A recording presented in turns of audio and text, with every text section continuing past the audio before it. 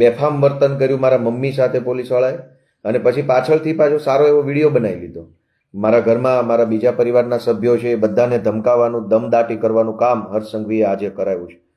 આ એકદમ હલકામાં હલકી કક્ષાનું કૃત્ય છે. હર્ષ સંઘવી ભાઈ, તું ગુજરાતનો ગૃહમંત્રી હોય તો અમે કાંઈ તારાથી ફાટી પડતા નથી. તારી પાસે 5, 25, 50 દલ્લા આઈપીએસો હોય તો અમે કાંઈ એનાથી ફાટી પડતા નથી.